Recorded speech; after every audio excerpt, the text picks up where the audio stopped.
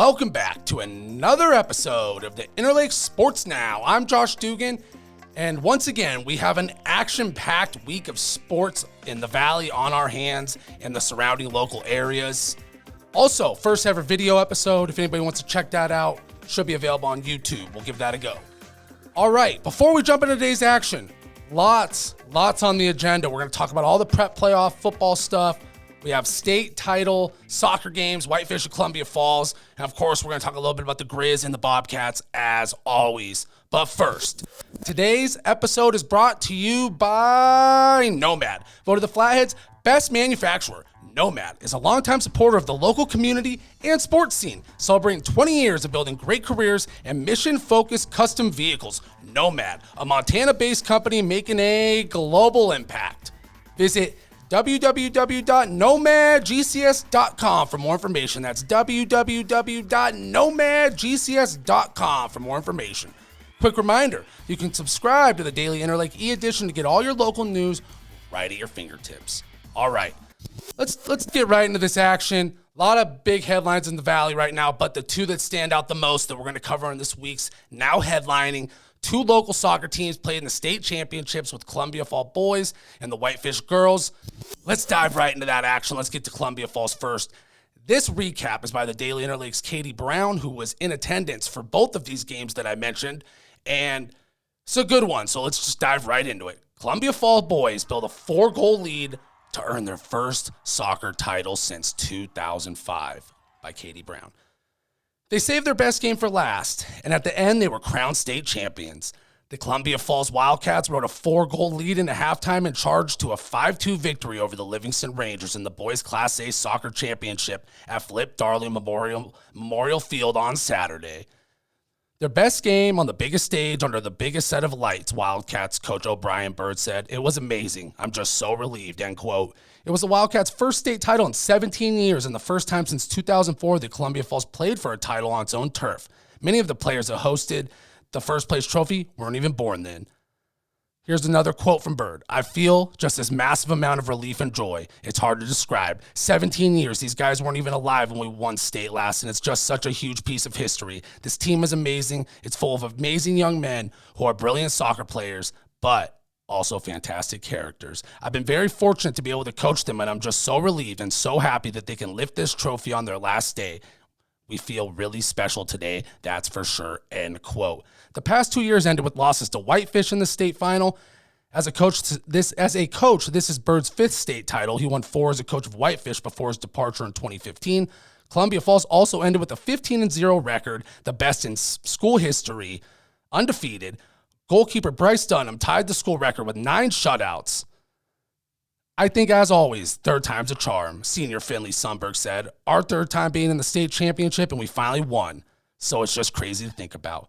The urgency was obvious from the start. The Wildcats looked as if they'd been shot from a gun. Dale Blicken found a lane in the 20th minute, and his shot flew just out of the Livingston keeper's reach. We wanted to get that first goal early, and I think when we got it, momentum just kept going, and we just kept going, Sundberg said. Next to strike was junior Kai Golan, the forward who broke his back in last year's state title game and has worked his way back to top form. Golan scored in the 26th minute with a shot from his left foot that soared just under the crossbar. He wasn't done yet. Before the half, Golan scored twice more, completing the hat trick with a header goal after a rebound bounced his way, and the Wildcats settled into a comfortable 4-0 lead. He never fails to come up in those big moments, Bird said of Golan. Livingston's Calvin Kaplis, is one of the top scorers in Class A, and he got the Rangers on the board in the 49th minute. 1 minute later, Sundberg hit the back of the net to make it 5-1 Wildcats. I just feel ecstatic. Best in the state, Sundberg said. This was our game to win, and I think we went out there and we showed that it was our game. By this point, starting keeper Dunham had been replaced by Rafi Rouche and net, and starters were on the bench. Backup keeper Braden Fairchild took a few ships at forward and had a scoring chance. Everybody got in the game, Bert said. I think that's really important. How lucky am I to be in the position to put everybody in that game? I'm so lucky. I'm so happy the guys really got it done, that they put us in position that everybody could get in and play, and I'm really thankful for that too. All right, so congratulations to the Columbia Falls Wildcats boys soccer team. Always special to pull in a state championship, something of that sort. And to do it on your home turf, after coming up short the last couple years, that makes it that much more special. So kudos to them. They got to be feeling good about themselves, and that's awesome to see. Hard not to root for. So let's move on to the Whitefish girls soccer team, who unfortunately did fall in this game to Billings Central. That being said, kudos to the Whitefish girls for making it to the title game. Always an accomplishment to be the number 2 team in your class in the state. That says a lot. Some lessons in life, this was also by Katie Brown, by the way. Some lessons in life are harder than others, but will serve you better in the end. Saturday was one of those times for the Whitefish Bulldogs in the State A girls final at Smithsfield. Billings Central claimed the crown with a 2-1 victory. The Powerhouse Rams, their 10th overall title. There were understandably many tearful faces on the Whitefish sideline after the game ended. We get wrapped up in wins and losses, and it's about being successful, becoming a better person from it, and learning through experiences, Whitefish coach Roland Benedict said. They're going to learn more from this moment than they will the rest of their lives. The experiences you have now make you a better person when you move on. Well said, coach. Well said. He went on to say, I don't think we deserve to lose this game. I think we did enough to maybe push it to overtime. I think we needed a little more time to create some chances, but we had them penned in the second half. I don't think they're a better team than us by any means, but it's a good team. There can be one little half chance, half moment, and you know they can capitalize on it. Just to dive into that real quick, that's very well said for all sports, because when it comes down to the best of the best, state championship, playoffs, stuff like that, it usually comes down to a couple moments. Who could steal that one moment? And in this one, it just came up. Billings Central did the job. So overall, congratulations, though, to the Whitefish Bulldogs girls soccer team. Like I said, I mean, you come second in your class. That's awesome. They deserve a lot of credit. And more importantly, you know, their coach has a lot of belief in them. I got to say that. And you know, you could look at things one of two ways. You could say, I think we're the better soccer team after losing. People could take that the wrong way. But hey, that is pure confidence in your team. That takes a lot to have that kind of confidence in your team. So I respect that. And that is probably a good reason why they got as far as they did. Okay, so congratulations to Whitefish, and big congratulations to Columbia Falls on taking home the state title honors. Moving along. Quick reminder, make sure you're following the Daily Interlake on Twitter. That's Daily Interlake on Twitter to keep up with the latest breaking news in the Valley and beyond. Also, you can follow yours truly, J. Dugan 406, for local coverage and more. Okay, let's dive into the prep roundup. We might as well call this week's just prep football roundup, because that's what we're diving into today. Had a lot of good action around the Valley and beyond. But first, a word from our friends at Nomad. At Nomad, the key to our success has always been the amazing talent and experience of our team. Based in one of the most beautiful places on earth, our Kalispell, Montana headquarters is home to some of the most skilled engineers, integrators, software developers, welders, electricians, carpenters, mechanics, and professional staff in the market. Our team is dedicated to working collaboratively with our valued clients to ensure success in every mission. Join our team. Check out our careers page at nomadgcs.com/careers to view current job openings and to submit an application. Yep, go check that out. Shout out Nomad for their support. We always appreciate it. We appreciate them helping give the coverage these local athletes and sports teams deserve. Shout out to Nomad. Go check them out. Good people. Let's keep it moving. All right. Let's get into the prep roundup. First off, we're going to talk a little Glacier football. This one's by Fritz Neighbor, who was in attendance at this one, the Daily Interlake Zone. Let's dive right into it. Glacier playoff action. Here we go. The Billings Senior Broncs brought a stingy defense into Legend Stadium Friday, and behind 4 sacks, kept the Glacier Wolfpack in range after one half of play. Then the third quarter began, and Glacier took a lot of starch out of the Broncos with a 14-play, 80-yard drive. Jackson Hensley's 16-yard run made it 17-0, and the final of the AA play-in game was 31-0 in Glacier's favor. The Wolfpack, 7-3, advanced to the quarterfinal game at Bozeman, most likely Friday at Van Winkle Stadium. Hensley rushed for 156 yards and scored 3 touchdowns, including a 49-yard run on the Wolfpack's first possession. That TD would have held up for the Wolfpack, but they figured to score a little more. Glacier, they struggled a little early in the first half. Their offense was a little stagnant. Gage Slider had this to say of that Bronx defense. They played Tampa 2 almost the whole game. They were tough, physical, and one of the more physical teams we've played. They're fun to play because we know they're going to bring it every time. According to Coach Grady Bennett, coming into that game, the Wolfpack had scored on 18 straight possessions, and he figured that streak would come to an end against the Bronx and head coach Chris Murdoch. Here's a quote from Bennett. So my worry was what's going to happen when they stop us and we get a little adversity, Bennett said. Sure enough, we started to flounder a bit and we couldn't get out of our way. Coach Murdoch did a great job, which I knew he would, dialing up some blitzes in the first half. He kind of had us off balance. The good news was Glacier's defense was even better. Senior, who dropped a handful of passes on the crisp evening, managed just 6 first downs, 3 of those coming on a late drive. So they had the shutout. The defense was huge. I was in attendance for this one also, and Glacier's defense was flying around. They played a very smart football game. They took care of the ball. They did what they had to do, and here's the cherry on top.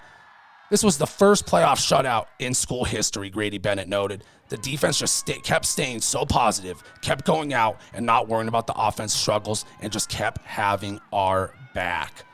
Like I said, the offense did find its stride at halftime. Hensley in that second half was big. He had a quote here. That was a long drive who had that on that big drive in the second half. That was a long drive who had 20 carries on the day. 7 minutes of offense, maybe 8. We just kept pounding it. We had a couple penalties set us back, and we kept pushing it. Like I said, Hensley was huge on the day, ended up with 150-plus rushing yards overall. I was at that one. Glacier, it's one of those games where early on you felt like eventually the Wolfpack were going to run away with it. But kudos to that Bronx defense for really playing tough. I'm glad that the article mentioned that as well because it was apparent that team came to play. They were putting Slider under pressure. They were getting at that Glacier offense early. Ultimately, the Wolfpack found their groove. But they had them on their toes a little bit, and they put the pressure on. And ultimately, in a playoff game, that's all you want. But, hey, Glacier moves along. That team, in my opinion, they can play with anybody. They have a quarterback. They have a great offense. And in my opinion, an underrated defense. I know it's prep football here. We're not going too into it, but typically we talk about their offense. Their defense is really good. They make a lot of plays, and they deserve a lot of credit too. So let's keep it moving. Some more prep football playoff action here. Columbia Falls makes short work of the Cowboys. This one's also by Fritz Neighbor, who was in attendance at this game. So here we go. 1 year after a 21-20 loss to these same Miles City Cowboys on the same field, the Columbia Falls Wildcats came out ruthless Saturday. Ruthlessly efficient. Junior quarterback Cody Schweiker ran for 3 touchdowns, threw for 2, and had just 3 incompletions in the Wildcats' 48-0 win in the State A first-round playoff game. Columbia Falls outgained Miles City 451 yards to 126. Last year, the Wildcats lost 5 second-half fumbles. This year, they had 7 possessions and scored on all 7. They'll take a 7-2 record into a quarterfinal game at unbeaten Lewistown next weekend.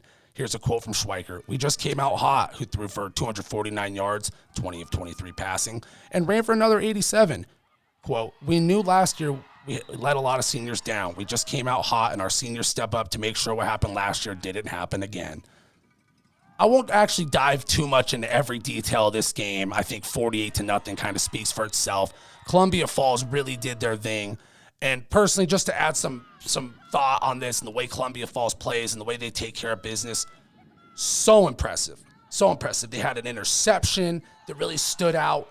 Allen Anderson made a play in the corner in the end zone. Their defense is just relentless. They keep making play after play after play. And my favorite thing about this offense, they are so good at getting rid of the football quick, keeping the chains moving, and just keeping the show rolling. Keep the opposing offense off the field. The more your offensive is on the field, the ball's in the hands of a guy like Schweikert at quarterback, the better your chances are of winning. So I really like the way they play football. There was a quote in here, if I could find it, that from Coach Jackson Schweikert of the Wildcats. We'll see if I could get to it. If not, we'll keep it rocking and rolling.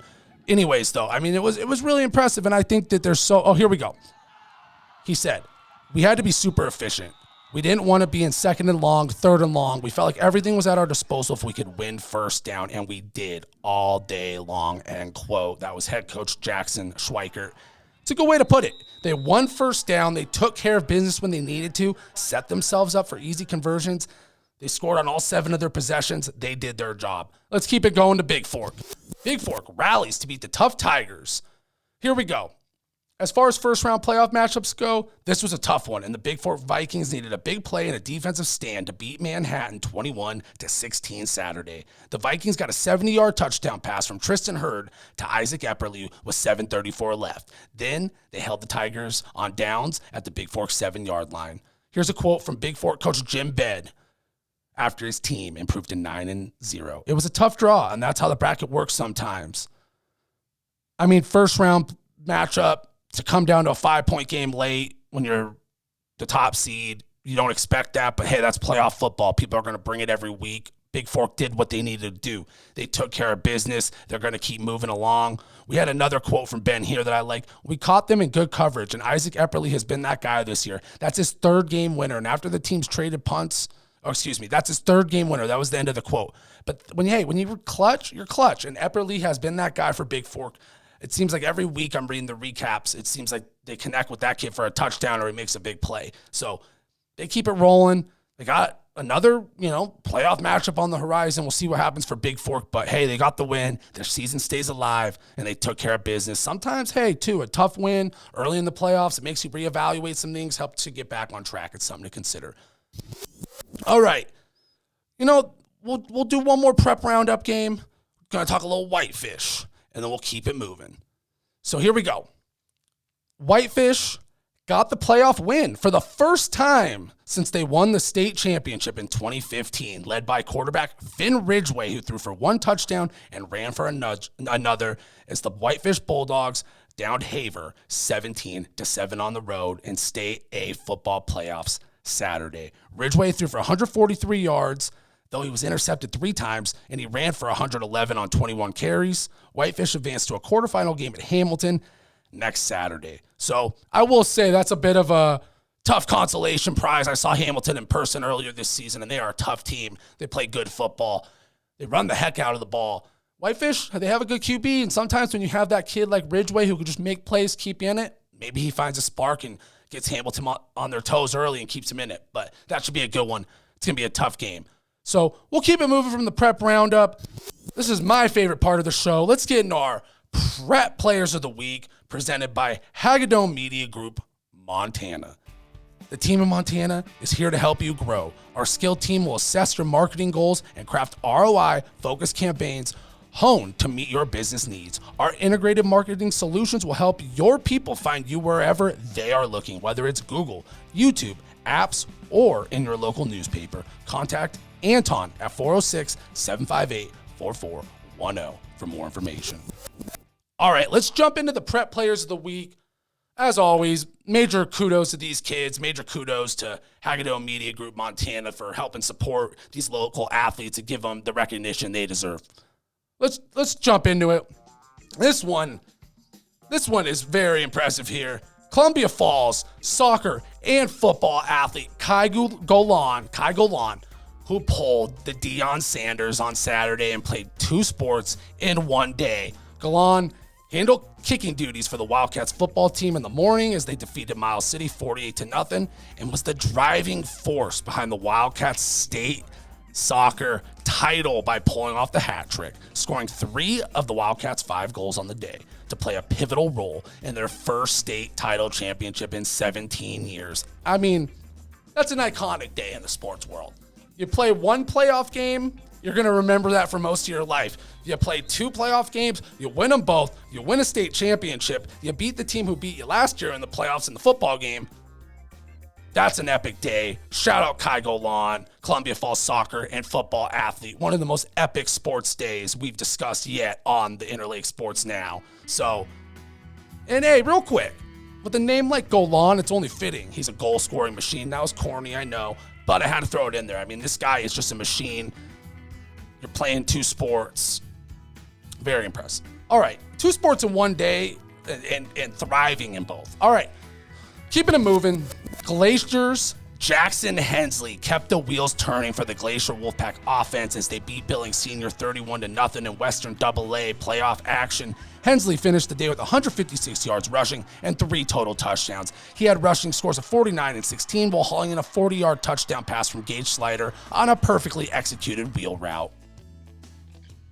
There's a great feature on the dailyinterlake.com by Fritz Neighbor that takes a look at Hensley's journey from potential prep basketball star to the football field. It also details he recently received a scholarship offer from Montana Tech and his plan of attack moving forward. So congrats to Hensley on the scholarship offer, the big playoff performance, all that, and the prep player of the week nod.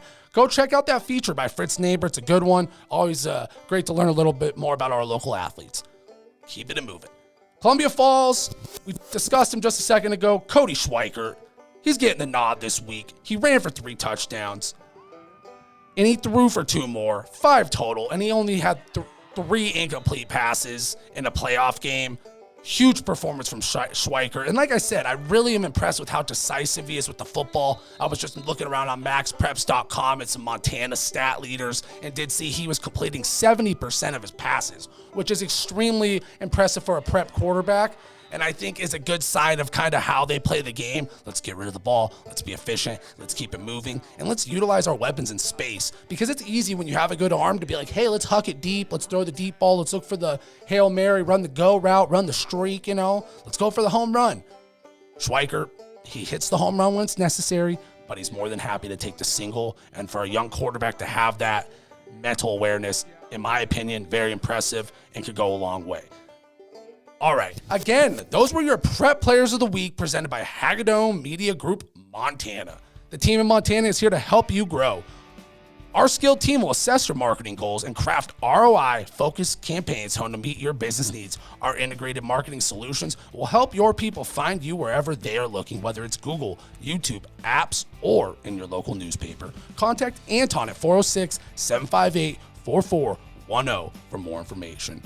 All right, guys, it's been a good jam-packed show. We've been rocking and rolling through this one.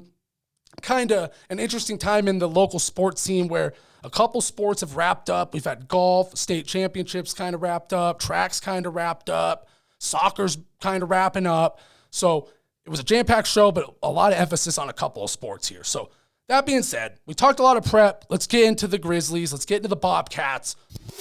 We'll start out with the Griz. They're coming off a rough 3-game stretch. I was going to read the game recap. I was going to recap the game here and go into all the details. But, I think I'm going to dive right into the analysis. I think Griz Nation is well aware of how things have gone. They've lost 3 straight games. They lost to the Idaho Vandals, Sacramento State Hornets, and the Weber State Wildcats. 3 tough FCS-ranked teams, 2 of those being road games, and 2 of those, 7 to 8 quarters of the last 2 games, they didn't have their starting quarterback, who's arguably, in my opinion, one of the best quarterbacks at the FCS level.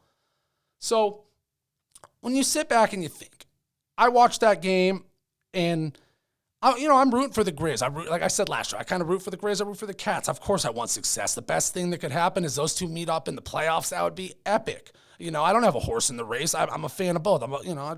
It is what it is. The point being, it's tough to see Montana lose 3 straight when they had all this preseason hype, right? So I'm sitting there watching the game, and I'm a little, getting caught in the moment.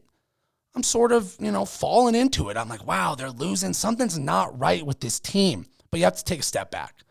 7 of the last 8 quarters, they haven't had their guy in the quarterback position. The Idaho loss, there's no excuse. You should win that game versus the Vandals. But, hey, they were a really good football team that was underrated coming in. Now, the Hornets game and the Weber State game, you have 2 road matchups with top-tier FCS teams with your backup quarterback taking the field, and you barely lose. I think you can't overreact. I think there's definitely things this team needs to work on. They need to figure out what the plan is moving forward at quarterback. Do you want to stick with a traditional passer like a Chris Brown after Johnson graduates, or do you want to go mobile? Do you want to have that guy who can make plays with his leg? Because Chris Brown, he's gotten some flack on the internet. He's playing with the cards he's dealt. He's a backup quarterback. He comes in midway through the season on a team who thrives with a dynamic playmaking QB. It reminds me a little bit of mixed martial arts. If a guy's right-handed and an injury forces him to go southpaw, guess what? He's not playing to his strengths anymore. And that's kind of how it felt with Brown. He came in, the Griz had to reinvent their offense on the fly with Johnson out. Okay, I won't go on and on about that. The point is, I think this team has a chance to right the ship.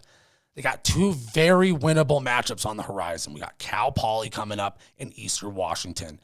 You win those games in a statement fashion, go take care of business and set yourself up with some momentum for that Brawl of the Wild in Bozeman with the Bobcats November 19th. All of a sudden, these 3 losses are kind of in the review.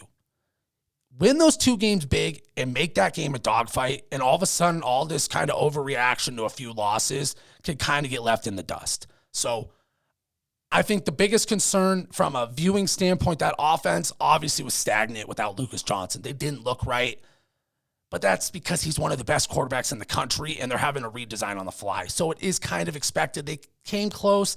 The defense just couldn't make enough stops late. It was just one of those things. They got really close. They let up a few big runs late. You got to think they were coming off an overtime game that ran till 12:40 Mountain Time. I think that defense deserves a lot of credit for keeping the Griz in the past few games, because it could have easily been blowouts for its high-powered offenses like Idaho, Sac State, and Weber State. So the point I'm getting at, despite the losses, the defense is one of the best in the country, and if Lucas Johnson can get back to 100%, there's no doubt in my mind this team still can be a postseason team and have a real chance. Another thing to consider, look at the conference they play in and the 3 losses they took. All ranked teams who are going to be in the playoffs. Let's look at a conference like the Big Ten, for example. It's not unfathomable that Penn State could lose 3, or Iowa could drop 3 straight games to Ohio State, Michigan, and Penn State, right? The Hawkeyes, Big Ten football. They could still be a top 25 team because those are 3 of the 10 best teams in the country. Situation matters. You lose on the road without your quarterback. You put up a good fight. You kind of think of it in that perspective. I think the Griz have a lot of question marks. You don't love that performance. You want to right the ship. I think it's hard when you have so much preseason expectations to all of a sudden go on a losing streak like that. So that was just kind of my analysis. I was going to go over the recap. I was going to dive into it a little more. But I think this is one of those weeks you just kind of got to put some stuff in perspective, leave it all out there. So moving forward, my big thing, how do they respond? Is Lucas Johnson healthy? And if he's not healthy, where does it go from there? And it's that simple. I mean, I think those losses, it stinks as a fan watching and as somebody who wants to see the Griz succeed. But as somebody analyzing the sport and keeping up with it and trying to stay kind of neutral here, you kind of got to look at it through the lens of those are the toughest games on the schedule besides that Brawl of the Wild. You got through the toughest portion of the schedule. Take care of business now, and moving forward, set yourself up for that playoff run. Make a statement in these next 2 weeks and make it a dogfight in the Brawl of the Wild. Make it a close game versus a really hot Montana State Bobcats team who's probably going to be undefeated at that point, undefeated in Big Sky play rolling into that game. So we'll keep it moving. We're going to jump into the Bobcats, but this is kind of a crucial time in the Grizzlies season's playoff hopes on the line. A lot of panic in the Griz community, trying to bring some level-headedness and rationalize with myself. Because even I'm watching the game and I'm thinking, this is not what this team had in mind. They did not envision this. They had a fluid, dynamic offense with Lucas Johnson. They had to make a change at quarterback, put so much pressure on the defense. So, that's the name of the game, though. It's all about adjustments late. Everybody deals with injuries in football. So we'll move it along from the Griz. We'll see how they respond. They got 2 very winnable games coming up at home. So we'll see how it goes. That's kind of where you got to leave it. Like I said, having 2 home games and then you stay in the state and head to Bozeman. They've done a lot of traveling recently. They had that late night game in Sacramento, so this might be just what the Grizzlies need to get back on track. Talk a little Bobcats. We're actually going to keep it pretty short this week because they're coming off a bye. But prior to the bye week, I will say they won their FCS leading 17th straight home game, and Bobcats QB and Butte legend Tommy Millott was named Big Sky Offensive Player of the Week after his record-setting performance versus Weber State a week ago. So it's a bit of a tale of 2 cities right now in the Montana football scene. Right now, the Bobcats, you got to like what you see. The Griz, it's a matter of wait and see what's going to happen. What's this team going to look like down the stretch? Let's get our guys back to 100% health. Let's find our groove.